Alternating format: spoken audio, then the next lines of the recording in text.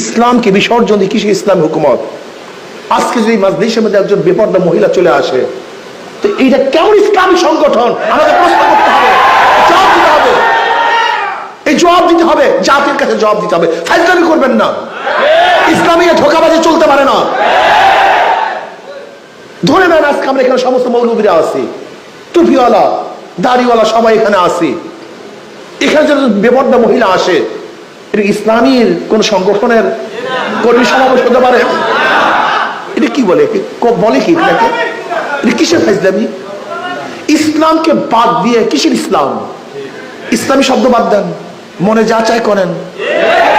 ইসলামী dance মঞ্চ এটা হয় না, ইসলামী যাত্রাঘাটের পালা বুকাইটা হয় না। ইসলামকে বাদ দাও, তারপর মনে যা চায় তাই কর।